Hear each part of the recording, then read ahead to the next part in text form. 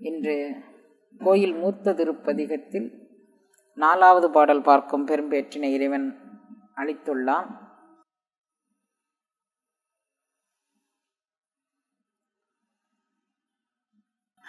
முழுமுதலே ஐம்புலனுக்கும் மூவர்க்கும் எந்தனக்கும் வழிமுதலே நின் பல அடியார் திரள் வான் குழுமி கெழுமுதலே அருள்தந்து இருக்க இறங்குங்கொல்லோ என்று அழும் அதுவே அன்றி மற்ற என் செய்கேன் பொன்னம்பலத்து அரசே.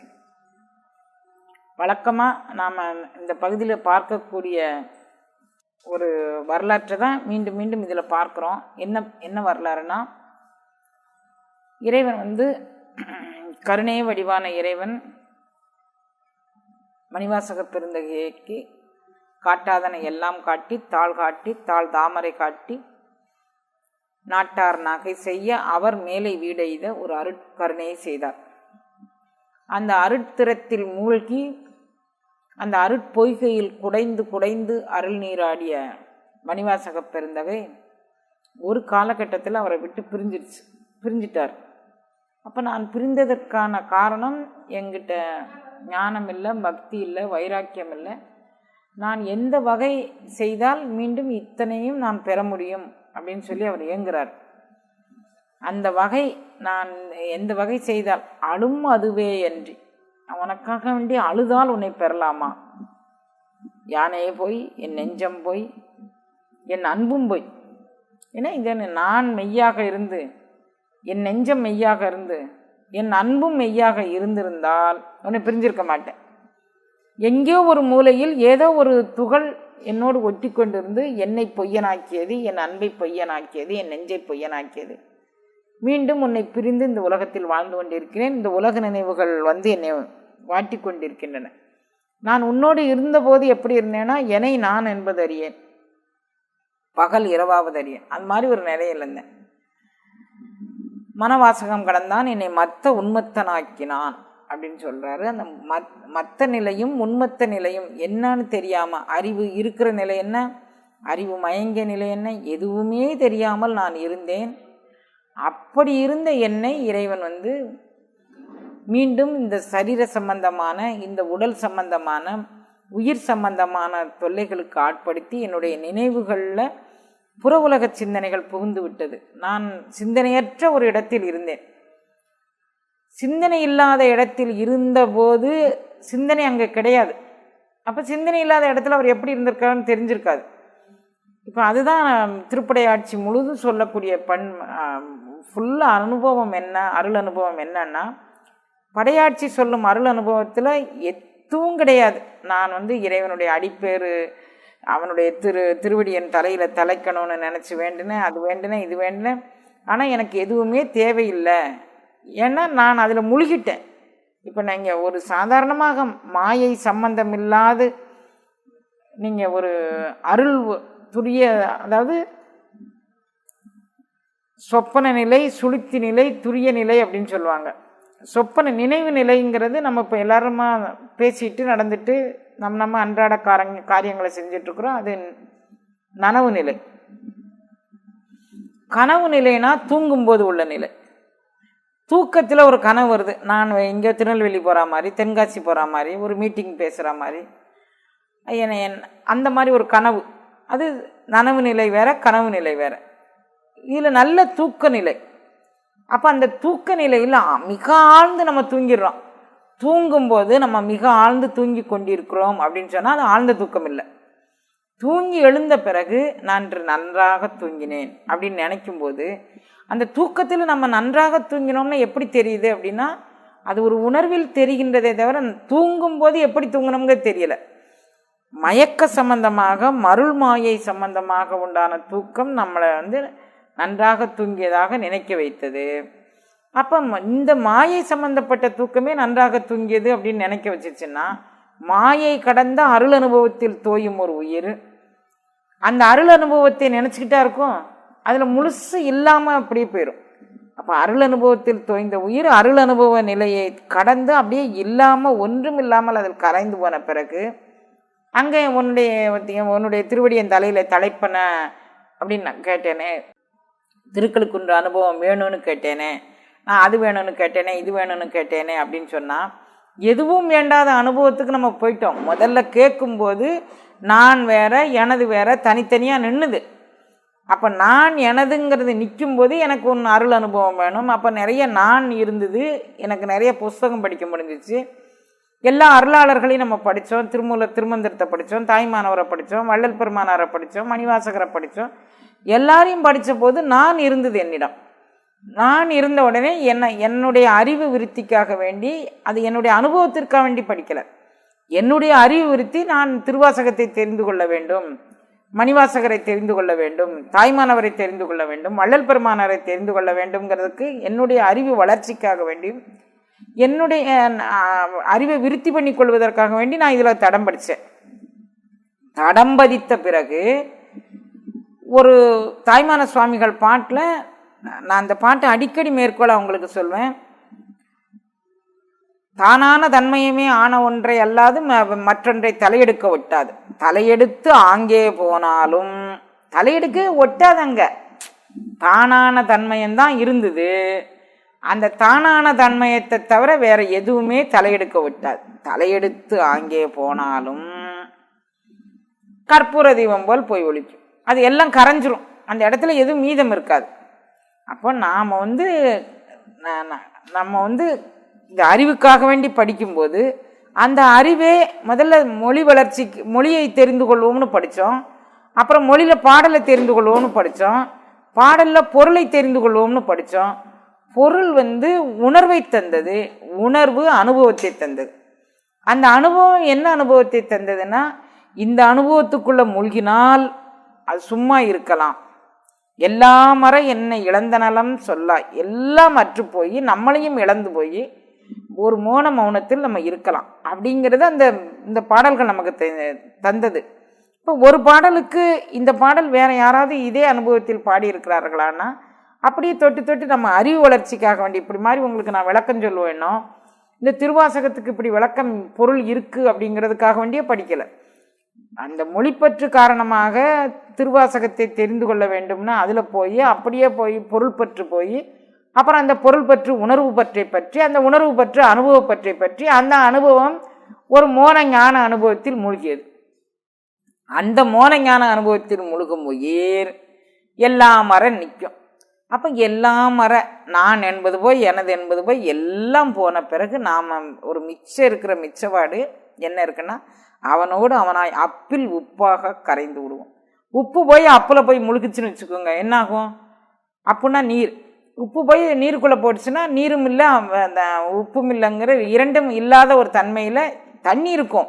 தண்ணிக்குள்ளே உப்பு கரைசல் இருக்குமே தவிர உப்பான தனித்தனி உப்பு கல்லாக இருக்காது. அது தன்னை இழந்து விடும். அது மாதிரி பேரண்ட நாயகனோடு நாம் போனால் இழந்து விடுவோம், நம்ம இழந்து விடுவோம். நான் போயிடும், எனது போயிடும், நம்மளுடைய உடைமைகள் உயிர் எல்லாமே போயிடும். அப்போ மிச்சம் ஒன்றுமே இல்லாத நிலை. அப்படி மிச்சம் இல்லாத ஒரு உணர்வு நிலை பற்றிய பாடல்கள் இவைகள். அப்போ இந்த பாடலில் நாம் கண்கள் இரண்டும் அவன் கடல் கண்டு கழிப்பன ஆகாதே, ஒன்றினோடு ஒன்றும் ஓர் ஐந்தினோடு ஐந்தும் உயிர்ப்பன ஆகாதே, கன்றை நினைந்தெழுதாயன வந்த கணக்கதும் ஆகாது. இப்படி நம்ம அந்த அருள் அனுபவத்துக்குள்ளே அப்படியே இரண்டரை கலந்து போயிடுவோம். அந்த கலந்த அருள் அனுபவம் இப்படி மாதிரி இருந்தது. நான் எந்த அருள் அனுபவத்தோடு நான் கரைந்தேன் அப்படின்னு அவர் நினச்சி பார்க்குறாரு. எதனால் நான் அவரை பிரிந்தேன்னு அவர் நினச்சி பார்க்குறாரு. பிரிந்ததுக்கு ஏதோ எங்கிட்ட உண்டான உயிரின் குற்றம்தான் காரணம். இறைவனுடைய கருணைக்கு குறைவே இல்லை. ஏன்னா அவன் என்னுடைய எந்த தகுதியும் வராமல் என்னை ஏன்று கொண்டான், ஆட்கொண்டான், அடிமைப்படுத்தி கொண்டான். ஆட்கொண்ட உயிரை அருமை காட்டியும் வைத்திருந்தான். ஆனால் நான் என்னுடைய சுயநலப்போக்கு காரணமாக ஏதோ ஒரு எண்ணம், ஒரு சின்ன துகள் என்னுடைய குற்ற உணர்வு காரணமாக நான் அவனை விட்டு பிரிந்து வந்து விட்டேன். இப்போ மீண்டும் அவனை இணையணும். இதுதான் மணிவாசகர் பாடல் முழுதும் சொல்லக்கூடிய கருத்து. மீண்டும் அவனை அடையணும்னா நான் போய் என் நெஞ்சு போய் என் அன்பு போய், அது எனக்கு உறுதியாக தெரிஞ்சிருச்சு. மெய்யா இருந்ததுன்னா நான் அவனோடு இருந்திருப்பேன். இப்போ பொய்யா இருக்க போய் நான் அவனை விட்டு பிரிஞ்சுட்டேன். அப்போ மெய்யாலுமே நான் அவனோடு இருக்கேன்னா நான் என்ன செய்யணும்? ஆளும் அதுவே என்று வேறு சாதனம் இல்லை. இறைவனை அடைவதற்கு மனம் உருக, உடல் உருக, உயிர் உருக அழணும், அழுதுகிட்டே இருக்கணும். அழும் அதுவே என்று வேறு சாதனம் இல்லை. அப்போ அந்த இறைவனை நினைத்து அழுதுக்கு எதுக்காக வேண்டி அழறோம் அப்படிங்கிறத இப்போ தெரிஞ்சுக்கோங்க. இந்த ஒரு எழுகின்ற தீயை முன்னே கொண்டு சென்றிட்டால் உருகும். எங்கே? ஆங்காதாரணையில் கொண்டு சென்றிட்டால் எழுகின்ற தீயை குண்டலினி ஆற்றலை எழுப்ப வல்லவர்களுக்கு அவர்கள் முன்னே கொண்டு செல்லும் அருள் அனுபவத்தை பெற்றார்களானால் அது மெழுகாய் உருகும், உடம்பு பரிசெய்திடும். இது திருமூலர் சொல்லக்கூடிய ஒரு விதி. அப்படிப்பட்டவர்களுக்குத்தான் மெழுகு உருகும், பரிசெய்திடும், மெய். அப்போ இந்த மெழுகு அழலிடைப்பட்ட மெழுகாக நம்ம உடல் உருகணும்னா உருகிறது நம்ம கையில் இல்லை. படிப்போம், ஜடம் மாதிரி படிப்போம். ஒரு பாடப்புஸ்தகம் படிக்கும்போது அழுதுகிட்டா பாடப்புஸ்தகம் படிக்கிறோம். ஒரு கதை புக்கு படிக்கும்போது அழுதுகிட்டா கதை புக்கு படிக்கிறோம். கதை புக்கில் கூட சில கதாசிரியர்கள் தங்களுடைய கற்பனையை புகுத்தும் போது அந்த அழுகிற பாத்திரம் வந்தால் படிக்கிறவங்களையும் அழ மாதிரி பண்ணிடுவார். சினிமா எடுக்கிறவங்க அவங்களுடைய கற்பனை திறத்தினால பார்க்குறவங்களையும் அழுகிற மாதிரி பண்ணி போடுவாங்க. ஆனால் சாதாரணமாக பாடப்புஸ்தகம் படிக்கிறவன் ஒரு ப்ரோஸ், ஒரு மேத்ஸில் ஒரு லா போடுறவன் அழுதுகிட்டா போடுவான். அது ஒரு விதி. அது எந்த உணர்வையும் தரப்போறதில்ல, இரையாற்றலை தரப்போறதில்லை, மனித உருக்கத்தையும் தரப்போறதில்லை. ஆனால் மனித உருக்கத்தை எது தரும்னா ஜீவகாருண்ய பணி மனித உருக்கத்தை தரும். பிற உயிர்கள் கண்டு தாமும் துன்புற்றால் அது மனித உருக்கத்திற்கான வழி. அதில் உருகி இது பண்ணோன்னா ஆன்ம உருக்கம் நமக்கு கிடைக்கும். அந்த ஆன்ம உருக்கத்தை பெற்று நான் அழுதால் உன்னை பெறலாம். ஏன்னா இப்போ நான் பிரிஞ்சிட்டேன், உன்னோடு இணைந்திருந்த நான் உன்னை பிரிந்து விட்டேன். அப்போ பிரிஞ்சவன் மீண்டும் உன்னோடு கூடணும்னா அதுக்கு உபாயம் என்ன அப்படின்னு சிந்திக்கிறாரு. நான் எப்பேற்பட்ட பரம்பொருளோடு இணைந்திருந்தேன்னு முதல்ல ஒரு அடைமொழி சொல்றார். எந்தனக்கும் யார் இவன், நான் எப்பேற்பட்ட பொருளை அடைந்திருந்தேன், ஐம்புலனுக்கும் எந்தனக்கும் வழிமுதலே. நான் பேரண்ட ஆற்றலை சரணடைந்தேன். பேரண்ட ஆற்றல் யாருக்கு வழிமுதல்னா எந்தனக்கும் ஐம்புலனுக்கும் வழிமுதலானவன். எனக்கு மட்டுமில்லை, என்னுடைய புலன்கள் பொறிகளுக்கும் அவன் வழிமுதலாக நின்றான். காலமாக அவனை பற்றிய அடியவர்கள் எல்லாரும் இந்த புலன்கள் தொந்தரவுலேருந்து அவங்க விடுதலையாயிருக்காங்க. எப்படி விடுதலையாயிருக்காங்க? சிந்தனை எந்தனக்காக்கி நாயினேன் தன் கண்ணினேன் என் திருப்பாத போதுக்காக்கி. இறைவனுடைய திருவடிக்கும் திருப்பாத போதுக்குமாக தங்களுடைய மனதையும் உடலையும் உணர்வையும் திசை திருப்பியவர்கள் எல்லாரும் சிந்தனை நிந்தனக்காக்கி நாயினேன் தன் கண்ணினேன் என் திருப்பாத போதுக்கு ஆக்கினவர்கள் எல்லாம் அருள் அனுபவத்தையும் அடி அனுபவத்தையும் பெற்று உருகினார்கள். அப்போ அவன் என்னுடைய புலன்களுக்கு வழிமுதலாக இருந்திருக்கிறான். என்னை விட முன்னோர்கள் இந்த புலன்களை செலுத்தி அவனை வழிமுதலாக ஆக்கி கொண்டு தங்கள் வாழ்வின் ஆதாரம், வழிமுதல்னா தங்களுக்கு வாழ்வின் ஆதாரமாக அவனை ஆக்கி கொண்டிருக்கிறார்கள். அப்போ ஐம்புலனுக்கும் முழுமுதலே, எந்தனக்கும் முழுமுதலே, மூவர்க்கும் முழுமுதலே. இப்போ இதை நீங்கள் எப்படி பிரிச்சுக்கோங்க. இப்போ முழுமுதல்னா யாருன்னு கேட்கும்போது ஐம்புலனுக்கும் என் தலைவன் தான் முழுமுதல், எந்தனக்கும் அவன்தான் முழுமுதல், மூவர்க்கு பிரம்மா விஷ்ணு ருத்ரன் மூவருக்கும் அவன்தான் முழுமுதல். இந்த முழுமுதற் கடவுளை நான் இணைந்திருந்தேன். நான் இணைந்திருந்த பொருள் சாதாரண உலகியல் பொருள் எதனோடும் ஒப்பிட்டு சொல்ல முடியாது. இவன் தான் நான் இணைந்திருந்த பொருள். நின் பல அடியார் திரள் வான் குழுமி கெழுமுதலை. இவனை பற்றி தான் அடியவர்கள் கூட்டமாக நின் பல அடியார் கூட குழு, அந்த திரள்னா கூட்டமாக அவங்க எல்லாரும் ஒவ்வொரு பகுதியாக தொகுதியாக பிரிந்து எல்லாரும் உன்னை பற்றி பாடிக்கொண்டும் இசைத்து கொண்டும் யோகா அனுபவத்தை பண்ணி கொண்டும் ஏதோ அவரவர்களுக்கு தெரிந்த வகையில் நின் பல அடியார் திரள்வான் குழுமி கெழுமுதலே. கூட்டமாக அவங்க குழுமி உன்னை பற்றியே நினைத்து கொண்டு இருக்கிறார்கள். அவர்கள் ஒரு பக்கமாக இருக்கிறாங்க, வழிமுதலாக எனக்கு ஒரு பக்கமாக நீ இருக்கிற, மூவருக்கும் வழிமுதலாக இருக்கிற, எந்தனுக்கும் வழிமுதலாக இருக்கிற, என் புலன்களுக்கும் வழிமுதலாக இருக்கிற. இந்த வழிமுதல்ங்கிறது இத்தனை பேருக்கும் வழிமுதலாக இருக்கு. நின் பல அடியார் திரள்வான் குழுமி கெழுமுதலே அருள் தந்து இருக்க. அப்போ முதல்ல தந்த அருள் அனுபவத்தை நான் இப்போ இழந்துட்டேன். உன்னுடைய அருள் அடியவர்கள் கூட்டம் அதை இழக்காமல் அப்படியே வச்சுக்கிட்டு இருக்கிறாங்க. நான் மட்டும் இழந்து இப்போ மீண்டும் இந்த உடல் சம்பந்தமாகவும் இந்த உயிர் சம்பந்தமாகவும் தொடர்புடையவனாக நான் இங்கே வந்திருக்கிறேன். அப்போ அவர்கள்லாம் இருக்க நான் மட்டும் இப்படி வர்றதுக்கு என்ன காரணம்? என்னிடம் இறங்கும் பண்பு இல்லை, உருக்கம் இல்லை. நான் அவர்கள் மாதிரி உருகி சிரிப்பார், களிப்பார், தேனிப்பார், திரண்டு உன் திருவார்த்தை கேட்பார், விரிப்பார், மெச்சுவார். உன்னை பற்றியே பேசுவாங்க, உன்னை பற்றியே கேட்பாங்க, உன்னை பற்றியே சிந்திப்பாங்க. இப்படி தான் உன்னுடைய அருளடியவர்கள் இருப்பாங்க. அந்த அருளடியவர்களாக நானும் அவர்களாக இருந்து இந்த மாதிரிலாம் செஞ்சுருக்கணும். அப்போ நின் பல அடியார் திரள்வான் குழுமி கெழுமுதலே அருள் தந்து இருக்க இறங்கும் கொல்லோ, நானும் அப்படி மாதிரி இருப்பதற்கு எனக்கு இறங்க மாட்டியா? எல்லாரும் உன்னுடைய பல அடியவர்கள்னா சிரிப்பாராய், களிப்பாராய், தேனிப்பாராய், திரண்டு திரண்டு உன் திருவார்த்தை கேட்பாராய், விரிப்பாராய். அதுக்கு பொருள் சொல்கிறாங்க, மெச்சுறாங்க, அழுகுறாங்க, என்னென்னமோ செய்கிறாங்க. நான் மட்டும் ஏன் இப்படி தனித்து நிற்கிறேன்? யார் கூடயும் என்னால் இணைய முடியலை, யாரோடும் என்னால் ஒத்திசைந்து நான் போய் அழுது அழுது அழுது உன் அடியை அடைய வேணும்னு நினைக்கிறேனே தவிர அதுக்கான முயற்சியோ பயிற்சியோ செய்யாது இருக்கிறேனே, எதுக்கு? ஆனால் உன்னுடைய அருள் கூட்டங்கள்லாம் என்னவா இருக்குது? நின் பல அடியார் திரள்வான் குழுமிக் கெழுமுதலே அருள் தந்து இருக்க இறங்கும் கொல்லோ என்று அழும் அதுவே என்று. அவர்களோடு அவர்களாக நான் அந்த அருளடியார் கூட்டத்தில் இருந்துட்டு நான் உன்னை நினைக்கிறதுக்கு இறங்கும் கொல்லோ என்று. நீ இறக்கப்பட மாட்டியா என் மேலே? அவ்வளவு சுலபமாக அடியவர்கள் கூட்டம் கிடைக்காது. அந்த கிடைக்கிற கூட்டத்தை நம்ம தவற விட்டுறக்கூடாது. அதனால் இறங்கும் கொல்லோ என்று, எனக்கு இறக்கப்பட மாட்டியா? என் விஷயத்தில் நீ கருணை செய்ய மாட்டியா? இந்த கருணையை பெற்றுக்கொண்டு நான் இழந்த என்னுடைய எல்லா அருள் அனுபவத்தையும் நான் பெற மாட்டேனா?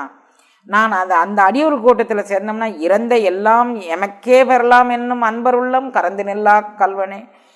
அந்த அருள் அடியவர் கூட்டத்தில் போனால் நமக்கு ஒரு உற்சாகம் வந்துடும், ஒரு செம்மாப்பு வந்துடும், ஒரு இருமாப்பு வந்துடும். ஏன்னா அவர்கள் நாம் யாருக்கும் குடியெல்லாம் நம்மனை எஞ்சும், இந்த பொறிபுலன்கள் ஒன்றும் செய்யாது. அப்படி மாதிரி ஒரு செம்மாப்பில் ஒரு இருமாப்பில் இருக்கிறார்கள் அந்த அருள் அடியவர்கள்.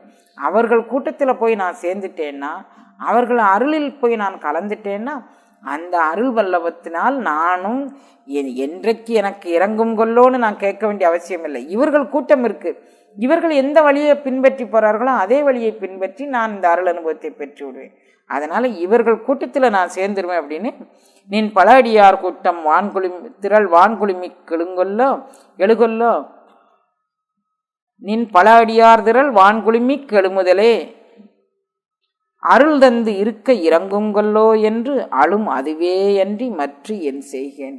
இந்த மாதிரி எனக்கு ஒரு அழியவர் கூட்டத்தில் நீ சேர்த்து விட்டுட்டேனா, அதுக்கு நான் என்னை தகுதிப்படுத்தி என் மேல் கருணை காட்டி ஒரு நல்ல அருளாளர் கூட்டத்தில் போய் சேர்ந்தால் தான் நமக்கு ஒரு பெருமையாக இருக்கும்.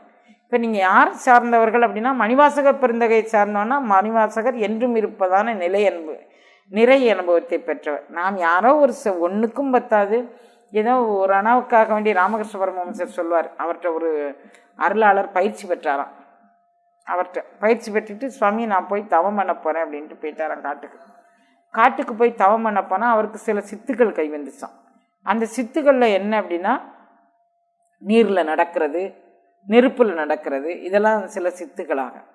அவர் அங்கேருந்து வந்து கங்கைக்கரையில் அந்த பக்கம் இருந்து தட்சிணேஸ்வரம் இந்த பக்கமாக வரணும், கங்கைக்கரையில் அந்த பக்கம் இருந்து இந்த பக்கமாக வந்துட்டார். அந்த உடனே நேராக போய் சுவாமிகிட்ட போய் சொன்னார், சுவாமி நான் கங்கைக்கரையில் நடந்தே வந்தேன் அப்படின்னார்.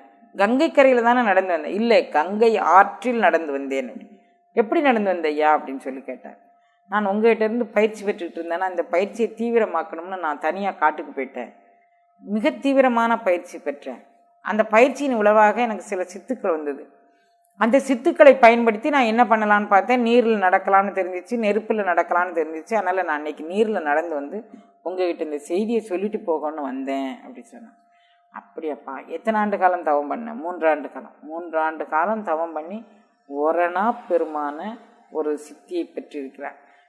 அந்த கரையிலேருந்து இந்த கரையில் ஒரு ஓடக்காரங்கிட்ட ஓரணா கொடுத்துட்டேன்னா, இப்போ இப்போ 1 ரூபாய் காசு வந்து 12 அணா கொண்டது 1 ரூபாய் காசு. அந்த காலத்தில் 1 அணா அவங்ககிட்ட ஓடக்காரங்கிட்ட கொடுத்துட்டேன்னா அவங்க கொண்டாந்து விட்டுருவான். இதுக்கு போய் நீ இவ்வளோ பிரயாசப்பட்டிருக்க வேண்டிய அவசியம் இல்லை தம்பி. 3 ஆண்டு காலம் ஊனை வெறுத்து உயிரை வெறுத்து 1 அணா பெருமான தவத்தையாக பெற்றுட்டு வந்து அப்படின்னு கேட்டாராம். அப்போ நம்ம தவத்தினால் சில சித்துக்கள் பெறுவது ஒரு பெரிய விஷயம் அல்ல. தவத்தினால் இறைவனை பெற வேண்டும், இறை உணர்வை நமக்குள் தக்க வைத்து கொள்ள வேண்டும், பெற்ற உணர்வை இழந்து விடாமல் பாதுகாத்து கொள்ள வேண்டும். உடல் சம்பந்தப்பட்டது, உணர்ச்சி சிதறல்கள் சம்பந்தப்பட்ட குற்றங்கள் நம்மை அணுகாத வண்ணம் நம்மை சுற்றி ஒரு வேலி அமைத்து கொள்ள வேண்டும். அது அருளடியவர்கள் கூட்டத்தில் இருந்தால் எப்போதும் சதாவும் அவனுடைய அருளை பற்றி அவர்கள் பேசுவார்கள், சிந்திப்பார்கள். அவர்கள் கூட்டத்தோடு கூட்டமாக நம்ம கலந்து போயிட்டோம்னா நம்ம இப்போ நீங்கள் சில கோயில்களில் படியேறும்போது எனக்கு சில அனுபவங்கள் உண்டு. சிங்கப்பெருமாள் கோயில்னு ஒரு கோயில் இருக்குது அரக்கோணம் பக்கத்தில். அதில் ஏதோ ஒரு ஞாயிற்றுக்கிழமை அன்னைக்கு மிக பயங்கரமான கூட்டம் இருக்கும். கார்த்திகை மாதம் ஞாயிற்றுக்கிழமைகள் எல்லாத்துலேயும் கூட்டம் இருக்குன்னு நினைக்கிறேன். எனக்கு சரியாக நினைவில் இல்லை. நான் ஒரு 40 ஆண்டு காலத்துக்கு முன்னால் சொல்கிறேன். இப்போ நிறைய கூட்டம் போகுதுன்னு கேள்விப்பட்டேன். அதில் படிகள் ரொம்ப இப்படி ஸ்ட்ரீப்பாக இருக்கும். சிங்கப்பெருமாள் கோயில் படிகள். அந்த படியில் நம்ம ஒரு 4 படி நம்ம காலை தூக்கி வைக்க வேண்டியதான் பாக்கி. எவ்வளவு ஒரு நம்ம ரொம்ப குண்டான சரீரமான இருந்தானாலும் அவர்கள் எல்லாத்தையும் அவங்க அந்த சிங்கப்பெருமாளுடைய கருணையோ அல்லது இந்த பல அடியார் வான் திரள் கெளுமிக்கு எழுமுதலேங்கக்கூடிய இந்த கருணையோ என்னவோ தெரியாது, பின்னாலேருந்து ஒரு ஒரு கூட்டம் நம்மளை புஷ் பண்ணித்தாலும் நம்ம ஸ்டெப்பு ஏற வேண்டிய அவசியமே இல்லாமல் 4 ஸ்டெப்புக்கு மேலே நம்மளை தூக்கி விட்டா மாதிரி இவங்க பின்னாலேருந்து புஷ் பண்ணிக்கிட்டே இருப்பாங்க. பயங்கரமான கூட்டம் இருக்கும். அப்புறம் அங்கே போய் சேர்ந்தோம்னா அப்பாடா இவ்வளவு படி நம்ம ஏறி வந்தோம்னா கிட்டத்தட்ட 100 படி கூட ஏறி இருக்க மாட்டோம். அவங்க தள்ளுனதில் நம்ம அப்படி வந்திருப்போம். அப்போ இது மாதிரி அருளடி நான் அப்போ இந்த பாட்டை நினைக்கிறது உண்டு. சாதாரணமாக இந்த படியேற்றத்துக்கே இந்த இந்த அடியவர்கள் ஏதோ ஒன்று தங்களுடைய வினைப்பதிவு போகணும்னு அங்கே பெரும்பாலும் பரிகாரத்தலமாக நிறைய பேர் வருவாங்க. குழந்தைங்களுக்கு திருமண பேர் வேண்டி தங்களுடைய முன்னோர்கள் ஏதோ செய்தது அது தீரணும்னு ஏதோ ஜோதிடர்கள் நிறைய சொல்லி அதனால் வருவாங்க. வைணவர்களுக்கு அது மிகப்பெரிய சிறப்பான தலம். அதில் இவங்க தள்ளியே நம்மளை படியேற்றிடுவாங்க. அப்போ நான் அந்த பாட்டை நினைக்கிறது உண்டு.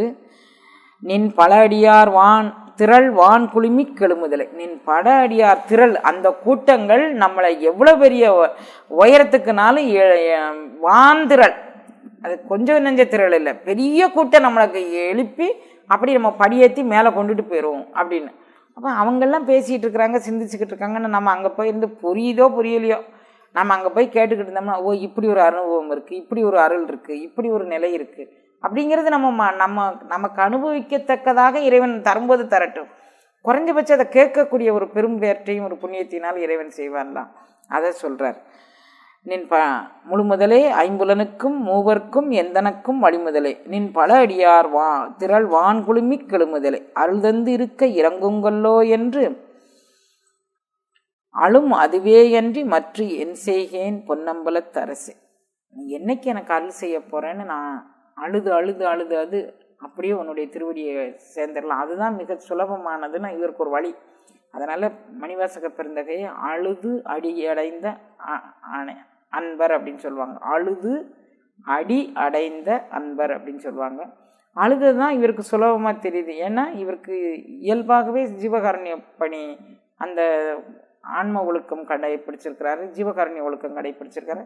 அப்போ இறைவன் தன்னாலேயே இவருக்கு அந்த உருக்கத்தையும் ஒரு மனநிறைவையும் அள்ளி கொடுத்துருக்கிறார். அதனால் அந்த இதில் இவர் இப்படி சொல்கிறார். மலர்ந்த அயன் மால் உருத்திரன் மகேசன் பலம் தரும் ஆய்முகன் பரவிந்து நாதம் நலந்தரும் சக்தி சிவன் வடிவாகி பலம் தரு லிங்கம் பரானந்தியாமை. இது ஒளி காட்சிகளை நாம் பெறுவதற்கு இந்த அருளடியவர்கள் கூட்டம் நமக்கு உதவி செய்யும் அப்படின்னு சொல்லி திருமூலர் திருமந்திரத்தில் சொல்கிறாரு.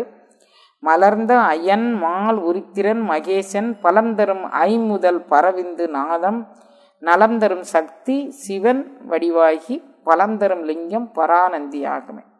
நீங்கள் ஒளியாக பரவிந்து பரநாதம். பரவிந்துன்னா பேரண்ட நாயகனுடைய ஒளி நிலையை பற்றி பரவிந்துன்னு சொல்கிறாரு. பேரண்ட நாயகனுடைய ஒளி பற்றி பரநாதம்னு சொல்கிறார்.